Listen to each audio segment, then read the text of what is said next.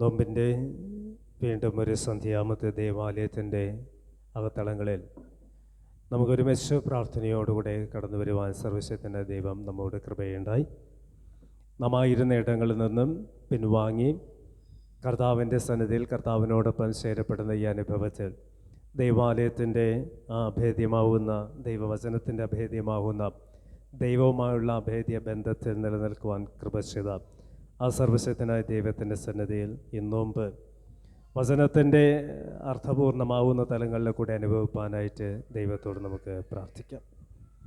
വിലാപങ്ങളുടെ പുസ്തകം അതിൻ്റെ 3-ാമത്തെ അധ്യായം 22-ാമത്തെ വാക്യം. നാം മുടിഞ്ഞു പോകാതിരിക്കുന്നത് യഹോവയുടെ കരുണയാകുന്നു, അവൻ്റെ കരുണ തീർന്നു പോയിട്ടില്ലല്ലോ. നാം മുടിഞ്ഞു പോകാതിരിക്കുന്നത് യഹോവയുടെ കരുണയാകുന്നു, അവൻ്റെ കരുണ തീർന്ന് പോയിട്ടില്ലല്ലോ. ഈ സന്ധ്യാമത്ത് നമ്മുടെ ധ്യാനത്തിൻ്റെ ചിന്ത എന്ന് പറയുന്നത് നോമ്പ് അത് കാരുണ്യ പ്രവർത്തനത്തിൻ്റെ അല്ലെങ്കിൽ കരുണയുടെ നാളുകൾ, ദിനങ്ങൾ എന്ന ചിന്തയാണ്. നമുക്ക് നമ്മുടെ ജീവിതത്തിൽ ഇന്ന് നാം അനുഭവിക്കപ്പെടുന്ന എല്ലാ ദാനവും അത് ദൈവത്തിൻ്റെ കരുണയാണ്.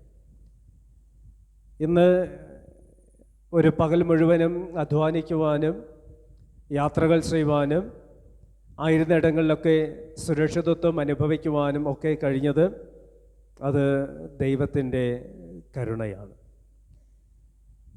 ഞാൻ ഉള്ളിലേക്കെടുത്ത ശ്വാസം ഒന്ന് പുറത്തേക്ക് വിടുവാനായിട്ട് എനിക്ക് കഴിഞ്ഞത് അത് ദൈവത്തിൻ്റെ കരുണയാണ്. എൻ്റെ ശരീരത്തിൽ ആത്മാവിനെ നിലനിർത്തുവാനായിട്ട് എനിക്ക് കഴിഞ്ഞിട്ടുണ്ട് എങ്കിൽ അത് ദൈവത്തിൻ്റെ കാരുണ്യം തന്നെയാണ്, ദൈവത്തിൻ്റെ ദയ തന്നെയാണ്. അപ്പോൾ ജീവിതത്തിൻ്റെ സമസ്ത മേഖലകളിൽ ദൈവീകമാവുന്ന കരുണയുടെ ഒരിടപെടൽ ഉണ്ട് എന്ന് നമ്മെ തിരുവചനം പഠിപ്പിക്കുകയും അത് നമ്മുടെ ജീവിതത്തിൽ അനുഭവിക്കുകയും ചെയ്യുകയാണ്. ഞാൻ ജീവിക്കുന്നതും ജീവിച്ചിരിക്കുന്നതൊക്കെ അത് ദൈവം എന്നോട് കാണിച്ച ദയയുടെ പ്രവർത്തനവും കാരുണ്യത്തിൻ്റെ പ്രവർത്തനവും ആണ് എന്ന് തിരിച്ചറിയുന്ന ഒരു നാളുകളാണ് ഈ നോമ്പ് കാലഘട്ടം. ഇപ്പം ഈ നോമ്പ് കാലഘട്ടത്തിൽ കഴിഞ്ഞ രാത്രി കേട്ടതുപോലെ ഒരു പിൻവാങ്ങലുണ്ടാകണം. ഈ പിൻവാങ്ങൽ എന്ന് പറയുന്നത് കാരുണ്യ പ്രവർത്തനത്തിൻ്റെ അനുഭവത്തിൽ ദൈവീകമായി കരുണയുടെ നിറവിൽ ജീവിക്കപ്പെടുന്ന ഒരു അനുഭവത്തിൽ കൂടെ ആകണം എന്നുകൂടെ നാം ഓർത്തെടുക്കേണ്ടതായിട്ടുണ്ട്. എന്താണ് കരുണ? കരുണ എന്ന് പറയുന്നത് നമുക്കറിയാം, ദയയുടെ പ്രവർത്തനമാണ് കരുണ. അർഹിക്കപ്പെടാത്തവരുടെ ഇടയിലേക്ക് ഇറങ്ങിച്ചെന്ന് അവരോട് ചേർന്ന് ജീവിച്ച് അവർക്ക് വേണ്ടതൊക്കെ കൊടുക്കുന്നതാണ് കരുണ എന്ന് പറയപ്പെടുന്നത്. ദുരിതത്തിലോ ദുരന്തത്തിലോ ഒക്കെ അകപ്പെട്ടു പോയ മനുഷ്യർ അവിടെ ജീവിതത്തിൽ അർഹിക്കപ്പെടാത്ത നന്മകൾ, അർഹിക്കപ്പെടാത്ത കാര്യാദികളുണ്ട്. ആ ദുരിതത്തിലായിരിക്കുന്നവരുടെ ജീവിതത്തിലേക്ക് ഇറങ്ങിച്ചെന്ന് ആ ദുരിതങ്ങളിൽ ആശ്വാസമായി തീർന്ന് അർഹതയുടെ അനുഭവത്തെ, സ്നേഹത്തിൻ്റെ വാത്സല്യത്തെ, ദയയുടെ വാത്സല്യമൊക്കെ പറഞ്ഞു കൊടുക്കുന്ന ഒരു അനുഭവത്തെയാണ് കരുണ എന്ന് പറയുവാനായിട്ട് നമുക്ക് കഴിയുകയുള്ളൂ. അപ്പോൾ കുറച്ചും കൂടെ ആഴത്തിലേക്ക് പഠിക്കുകയാണെങ്കിൽ മറ്റൊരാളുടെ ആവശ്യം എൻ്റെ ആവശ്യം എന്ന് നോക്കിക്കണ്ട് ആ ആവശ്യത്തിലേക്ക് ഇറങ്ങിച്ചെന്ന് പ്രവർത്തിക്കുന്ന നന്മയ്ക്ക് പറയുന്ന പേരാണ് കരുണ. ക്രിസ്തുവിൻ്റെ ശുശ്രൂഷ ജീവിതത്തിലൊക്കെ ഈ കാരുണ്യ പ്രവർത്തനങ്ങൾ നമുക്ക് കാണുവാനായിട്ട് കഴിയും. 10 കുഷ്ഠരോഗികൾ വന്ന് യേശുവിനോട് പ്രാർത്ഥിക്കുന്ന ഒരു പ്രാർത്ഥന അത് തന്നെയാണ്, കർത്താവേ, ദാവീദ് പുത്ര, ഞങ്ങളോട് കരുണ തോന്നിയണമേ. ഇപ്പം ക്രിസ്തു അവൻ്റെ ജീവിതത്തിൽ അവൻ്റെ ശുശ്രൂഷയുടെ എല്ലാ മേഖലകളിലും കാരുണ്യ പ്രവർത്തനം ചെയ്യുവാനായിട്ട് കാരണം അർഹിക്കപ്പെടാത്ത, അർഹതയില്ലാത്ത ജനങ്ങൾ ദൈവികമായ ദയയ്ക്ക് വേണ്ടി കർത്താവിൻ്റെ അടുക്കലേക്ക് കടന്നു വന്നപ്പോഴും കർത്താവ് അവരോടുകൂടെ കരുണ കാണിച്ചു എന്നതാണ്. അപ്പോൾ കർത്താവ് തൻ്റെ ശുശ്രൂഷയിൽ തൻ്റെ അടുക്കൽ വന്ന എല്ലാവരുടെയും കരുണ കാണിച്ചിട്ടുണ്ടെങ്കിൽ ഈ നോമ്പ് കാലഘട്ടത്തിൽ നാം എല്ലാവരും കാരുണ്യ തൽപരരായി ജീവിക്കപ്പെടേണ്ടതും ആവശ്യമെന്ന് പറയുകയാണ്. വേദപുസ്തകത്തിൽ നമുക്കറിയാവുന്ന 2 ചിത്രങ്ങളുണ്ട്. കരുണ പ്രവർത്തിക്കേണ്ടതായ 2 ചിത്രങ്ങൾ വേദപുസ്തകത്തിൽ നമുക്ക് കാണുവാനായിട്ട് സാധ്യമാകും. അതിൽ ഒന്നാമത്തെ ചിത്രമാണ് ലൂക്കോസ് സുവിശേഷം 10-ാമത്തെ അധ്യായത്തിൽ കാണപ്പെടുന്ന ഒരു ഉപമ. അവിടെ ന്യായശാസ്ത്രി ചോദിക്കുന്നതിന് കർത്താവ് കൊടുക്കുന്ന ഒരു ഉത്തരമാണ്. ന്യായശാസ്ത്രി ചോദിക്കുന്ന ആരാണ് എൻ്റെ കൂട്ടുകാരൻ?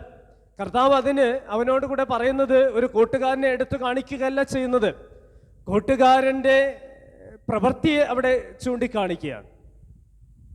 ഒരു നല്ല ശമരിക്കാരൻ്റെ സംഭവം പഠിപ്പിച്ച്, ഉപമ പഠിപ്പിച്ച് ആ ഒരു കാര്യം പറഞ്ഞു കൊടുത്തിട്ട് കർത്താവായ ക്രിസ്തു അവനോടുകൂടെ ചോദിക്കുന്ന ഒരു ചോദ്യമുണ്ട്: ആരാണ് യഥാർത്ഥത്തിൽ അയൽക്കാരൻ? ആരാണ് സ്നേഹിതൻ? ന്യായശാസ്ത്രി ഇങ്ങനെ പറഞ്ഞതിനെ അവസാനിപ്പിക്കുകയാണ്: അവനോടുകൂടെ കരുണ കാണിച്ചവൻ അത്രയാണ്. സുപരിചിതമായൊരു ഭാഗമാണ്. പലതരത്തിലുള്ള വ്യാഖ്യാനങ്ങളും പലതരത്തിലുള്ള പഠനങ്ങളും പഠിപ്പിക്കലുകളൊക്കെ ഉള്ള ഒരു മനോഹരതയുടെ ഒരു ഭാഗമാണ്. അവിടെ യെരുശലേമിൽ നിന്ന് യെരിഹോവിലേക്ക് യാത്ര ചെയ്യപ്പെടുന്ന മനുഷ്യൻ, അവൻ കള്ളന്മാരാൽ പിടിക്കപ്പെടുന്നുണ്ട്, അപഹരിക്കപ്പെടുന്നുണ്ട്, അർത്ഥപ്രാണനെ തീർക്കപ്പെടുന്നുണ്ട്, നഗ്നനാക്കപ്പെടുന്നുണ്ട്. അവൻ്റെ യാത്ര പൂർത്തീകരിക്കാനായിട്ട് അവന് കഴിയുന്നില്ല. അവന് വീണുപോവുകയാണ്, അവനെ വീഴ്ത്തുകയാണ്. അവന് എഴുന്നേൽക്കുവാനായിട്ട് കഴിയുന്നില്ല, അവന് മുന്നോട്ട് പോകുവാൻ കഴിയുന്നില്ല, നടക്കുവാൻ കഴിയുന്നില്ല, ആരോഗ്യമില്ല. അങ്ങനെ വേശ്യയുടെ താഴ്വാരത്തിൽ കിടക്കപ്പെടുന്ന ആ ഒരു മനുഷ്യന്റെ ചിത്രം നോക്കി കാണിച്ചിട്ട് കർത്താവ് പറയുന്നുണ്ട്: 2 മനുഷ്യർ കടന്നു പോകുന്നുണ്ട്, ലേവ്യനും പുരോഹിതനും. കണ്ടിട്ടും കാണാതെ പോകുന്നുണ്ട്. മൂന്നാമതൊരുത്തം വരികയാണ് ശമര്യക്കാരൻ. ആ ശമര്യക്കാരൻ അവൻ്റെ അടുക്കലേക്ക് വന്നു, അവനെ ചേർത്ത് പിടിച്ചു, അവന് വാഹനത്തെ കൊടുത്തു, അവൻ്റെ വസ്ത്രത്തെ കൊടുത്തു, അവൻ്റെ ശുശ്രൂഷയ്ക്ക് വേണ്ടി മാറ്റിവെച്ചിരുന്ന ആ ആരോഗ്യപരമാകുന്ന കാര്യതകളൊക്കെ വിട്ടുകൊടുത്തു. ശേഷം അവനെയും താങ്ങിയെടുത്ത് വഴിയമ്പലത്തേക്ക് കൊണ്ട് ചെന്നാക്കുകയാണ്. അപ്പോൾ വഴിയമ്പലത്തിൽ ആക്കിയ ശേഷമാണ് മറ്റൊരു കാരുണ്യ പ്രവർത്തനത്തെ ഇവിടെ കാണുവാൻ കഴിയുന്നത്. ആ വഴിയമ്പലത്തിൽ ആക്കിയ ആ മനുഷ്യൻ, ആ ശമര്യക്കാരൻ വഴിയമ്പലക്കാരനോട് കൂടെ പറയുന്ന ഒരു വാക്ക് ഇങ്ങനെയാണ്: വേണ്ടുന്നതൊക്കെ ചെയ്തു കൊടുക്കണം, വേണ്ടുന്നതെല്ലാം ചെയ്തു കൊടുക്കണം. അധികമായി ചെലവിട്ട് കഴിഞ്ഞാൽ മടങ്ങി വരുമ്പോൾ ഞാൻ തന്നുകൊള്ളാം. കേവലം 2 വെള്ളിക്കാശ് മാത്രം, 2 നാണയത്തൊട്ടുകൾ മാത്രം കൊടുത്തിട്ട് പറയുന്നൊരു കാര്യമാണ്: നീ എല്ലാം ചെയ്യണം, അവനെ ഇല്ലാതാക്കരുത്, അവനെ തളർത്തിക്കളയരുത്, അവനെ മരണത്തിന് വിട്ടുകൊടുക്കരുത്, അവൻ്റെ ശരീരത്തിൻ്റെ മുറിവുകൾ വെച്ച് കെട്ടണം, അവന് ആഹാരം കൊടുക്കണം, അവനെ എഴുന്നേൽപ്പിക്കണം, അവനെ നടത്തിക്കണം, ഒക്കെ അവന് ചെയ്യണം. അധികം എന്തേലും ചെലവിട്ട് കഴിഞ്ഞാൽ നീ വേദനിക്കേണ്ട, ഞാൻ മടങ്ങി വരുമ്പോൾ തന്നുകൊള്ളാം. അങ്ങനെ മടങ്ങി വന്ന് കൊടുക്കുന്നതായ ആ ശമര്യക്കാരനെ നല്ലൊരു ശമര്യക്കാരനായി തീർക്കുന്നത് അവൻ്റെ കാരുണ്യ പ്രവർത്തനം തന്നെയാണ്, കരുണയുടെ പ്രവർത്തനം തന്നെയാണ്. പ്രിയപ്പെട്ടവരെ, കരുണയുടെ പ്രവൃത്തികൾ ചെയ്യുവാനായിട്ട്, കാരുണ്യത്തിൻ്റെ പ്രവൃത്തികൾ ചെയ്യുവാൻ അത്രേ കർത്താവ് നമ്മെ തിരഞ്ഞെടുത്തിരിക്കുന്നത്. കരുണ അനുഭവിക്കുക മാത്രമല്ല, അത് പകർന്നു കൊടുക്കുവാനായിട്ട്, അത് വിഭജിച്ചു കൊടുക്കുവാൻ നമുക്ക് കഴിയണം. ഞാൻ കരുണ അനുഭവിക്കുകയാണ് എൻ്റെ പ്രിയപ്പെട്ടവരിൽ കൂടെ, എൻ്റെ ദൈവത്തിൽ കൂടെ. ഞാൻ അനുഭവിക്കുന്ന കരുണ അത് പകർന്നു കൊടുക്കുമ്പോൾ മാത്രമേ യാഥാർത്ഥ്യമാകുന്ന കരുണയുടെ അനുഭവത്തിലേക്ക് നോമ്പ് കാലഘട്ടത്തെ ചെലവഴിക്കുവാനായിട്ട് നമുക്ക് സാധ്യമാകുകയുള്ളൂ. അപ്പോൾ ഒന്നാമത്തെ ചിത്രം പറയുന്നത് തന്നെയാണ്, അതനുഭവിക്കുകയല്ല, അത് പകർന്നു കൊടുക്കുവാനായിട്ട് നമുക്ക് കഴിയണം. അതാണ് കരുണ എന്ന് പറയുന്നത്. അതാണ് ജീവിതത്തിൽ ഞാനും നിങ്ങളൊക്കെ ചെയ്യേണ്ട ദയാതൽപരതയുടെ നന്മയുടെ പ്രവർത്തനം എന്ന് പറയപ്പെടുന്നത്. രണ്ടാമത് മറ്റൊരു ചിത്രത്തെ നമുക്ക് കാണുവാനായിട്ട് കഴിയുന്നത് മത്തായി സുവിശേഷം 18-ാമത്തെ അധ്യായത്തിൽ കാണുന്ന ഒരു ചിത്രമാണ്. അവിടെ 10,000 താലന്ത് കടപ്പെട്ട മനുഷ്യന് കേവലം 100 വെള്ളിക്കാശ് മാത്രം കടപ്പെട്ട പോയ മനുഷ്യനെയും കാണുന്ന ഒരു ചിത്രമാണ്. ആ ചിത്രത്തിൽ നമുക്ക് കാണുവാൻ കഴിയുന്നത് 10,000 താലന്ത് കളപ്പെട്ട ആ മനുഷ്യന്റെ കടം മുഴുവനും ഇളച്ചു കൊടുക്കുകയാണ്. യജമാനൻ പറയുന്നുണ്ട്, നിനക്കുള്ളതെല്ലാം വിൽക്കുക, നിന്റെ കുടുംബത്തെ വിൽക്കുക, എന്നിട്ട് നീ കടം തീർക്കുക എന്ന് പറയുമ്പോൾ അവൻ ഇങ്ങനെ വിലപിക്കുകയാണ്: എനിക്ക് പറ്റത്തില്ല, എനിക്ക് കഴിയത്തില്ല, എനിക്ക് പ്രാപ്തിയില്ല, എൻ്റെ കുടുംബത്തെയോ എനിക്ക് ശേഷമുള്ളതൊക്കെയോ നഷ്ടമാക്കുവാൻ എനിക്ക് കഴിയില്ല എന്ന കണ്ണുനീരോടുകൂടെ ആ യജമാനന്റെ മുൻപിൽ നിൽക്കപ്പെടുമ്പോൾ ആ യജമാനനാണ് ആ മനുഷ്യനോടുകൂടെ കരുണ കാണിക്കുന്നത്, ദയ കാണിക്കുന്നത്. അവനെ കടം മുഴുവനും ഇളച്ചു കൊടുത്തു. എന്നാൽ പിന്നത്തേതിൽ കാണുവാനായിട്ട് കഴിയുന്നതോ കേവലം 100 വെള്ളിക്കാശ് മാത്രം കൊടുക്കേണ്ട തൻ്റെ കൂട്ടുദാസനെ കണ്ടിട്ട് അവൻ്റെ കഴുത്തിന് പിടിച്ച് അവനെ കിട്ടേണ്ടതൊക്കെ അപഹരിച്ചെടുക്കുവാൻ ശ്രമിക്കുന്ന മനുഷ്യൻ. അവനും കൊടുക്കുവാനായിട്ട് കഴിയുന്നില്ല. അവൻ സാവകാശം ചോദിക്കുകയാണ്. ആ മനുഷ്യനെ കാരാഗൃഹത്തിൽ അടച്ചു കളയുകയാണ് ചെയ്യപ്പെടുന്നത്. അവിടെ 18-ാം അധ്യായത്തിൻ്റെ 28-29 വാക്യത്തിൽ ഇങ്ങനെ പറയുന്നുണ്ട്, ആ ദാസൻ പോകുമ്പോൾ തനിക്ക് 100 വെള്ളിക്കാശ് കടമട്ട ഒരു കൂട്ടുദാസനെ കണ്ട് തൊണ്ടയ്ക്ക് പിടിച്ച് ഞെക്കി നിന്റെ കടം തീർക്കുക. 29 പറയുന്നു, ആ കൂട്ടുദാസൻ എന്നോട് ക്ഷമ തോന്നണമേ, ഞാൻ തന്നു തീർക്കാമെന്ന് അവനോട്. എന്നോട് കരുണ തോന്നണമേ, ദയവുണ്ടാകണമേ, അല്പം സാവകാശം തരണമേ.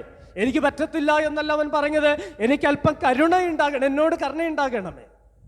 എന്നാൽ ആ മനുഷ്യൻ ചെയ്യുന്ന പ്രവൃത്തി എന്ന് പറയുന്നത് അവനെ കാരാഗൃഹത്തിലാക്കുന്ന ഒരു അവസ്ഥയാണ് നമുക്കിവിടെ കാണുവാനായിട്ട് കഴിയുന്നത്. തുടർന്ന് ആ വേദഭാഗം വായിച്ച് അവസാനിപ്പിക്കുമ്പോൾ 33-ാമത്തെ വാക്യത്തിൽ പറയുന്നത് ഇങ്ങനെയാണ്, എനിക്ക് നിന്നോട് കരുണ തോന്നിയതുപോലെ നിന്റെ കൂട്ടുദാസനോടുകൂടെ കരുണ തോന്നേണ്ടത് അല്ലേ. നോമ്പ് എന്ന് പറയുന്നത് പരസ്പരം കരുണ തോന്നേണ്ട നാളുകളാണ്.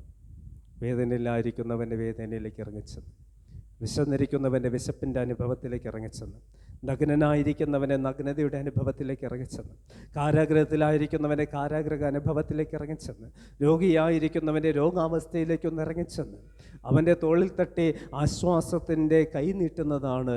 ആ ഒരു നന്മയുടെ പ്രവൃത്തിയാണ് കരുണ എന്ന് പറയപ്പെടുന്നത്. പ്രിയമുള്ളവരെ, അത്തരത്തിൽ കരുണ ചെയ്ത നല്ല ശബരിക്കാരൻ, കരുണ ചെയ്യുവാൻ മനസ്സില്ലാത്തതായ കൂട്ടുദാസൻ്റെ അനുഭവം. ഇവിടെ ഞാൻ ഏത് മനുഷ്യൻ്റെ ചിത്രത്തിലാണ് നിൽക്കുന്നത്? ഏത് മനുഷ്യൻ്റെ അനുഭവത്തിലാണ് ഞാനും നിങ്ങളൊക്കെ നിൽക്കുന്നത്? ഈ കാലഘട്ടമെന്നോ കരുണയുടെ കാലഘട്ടമെന്ന് പഠിപ്പിക്കുമ്പോൾ ഞാൻ നിൽക്കേണ്ടത് നല്ല ശമരിയക്കാരൻ്റെ അനുഭവത്തിൽ. അതുകൊണ്ടാണ് മത്തായി സുവിശേഷത്തിൻ്റെ 5-ാം അധ്യായം 7-ാമത്തെ വാക്യത്തിൽ ഇങ്ങനെ പറയുന്നത്, കരുണ ചെയ്യുന്നവനോ ഭാഗ്യവാൻ, അവനാണ് ദൈവത്താൽ കൃപയും കരുണയും ലഭിക്കപ്പെടുന്ന മനുഷ്യൻ. കരുണയുള്ളവൻ ഭാഗ്യവാൻ, അവന് കരുണ ലഭിക്കപ്പെടുന്നുണ്ട് പറയുമ്പോഴും ഞാനും നിങ്ങളൊക്കെ കരുണ പ്രവർത്തിക്കുവാനും കാരുണ്യത്തോടെ നോക്കിക്കാണുവാനും കരുണയുടെ അനുഭവങ്ങളിൽ കൂടെ എൻ്റെ പ്രിയപ്പെട്ടവരെ കരുതുവാനായിട്ട് ചേർത്ത് പിടിക്കുവാനൊക്കെ നമുക്ക് കഴിയുമ്പോൾ മാത്രമേ ഈ നോമ്പ് കാരുണ്യത്തിൻ്റെ നോമ്പാക്കി തീർക്കുവാൻ നമുക്ക് കഴിയും. ഈ 40 നാളുകൾ ഉപവാസത്തിൻ്റെയും പ്രാർത്ഥനയുടെയും വചനത്തിൻ്റെ വചന പഠനത്തിൻ്റെയും ധ്യാനത്തിൻ്റെയും 40 നാളുകൾ അത് കരുണയുടെ നാളുകളാക്കി നമുക്ക് തീർക്കാം. നമ്മുടെ ഭവനത്തിൻ്റെ തൊട്ടടുത്ത്, അല്ലെങ്കിൽ എൻ്റെ സഭയുടെ, എൻ്റെ കുടുംബത്തിൻ്റെ തൊട്ടടുത്ത്, എൻ്റെ തീന്മേശയുടെ തൊട്ടടുത്ത് ഭക്ഷണമില്ലാതിരിക്കുന്നവനെ കണ്ട് അവന് പകർന്നു കൊടുക്കുവാൻ നമുക്ക് കഴിയണം. പലപ്പോഴും ധനവാനെ പോലെ തീന്മേശയിൽ നിന്നും ഇട്ടുകൊടുക്കുവാൻ കഴിയാത്ത അവസ്ഥയിൽ നാം ജീവിക്കുകയാണ്.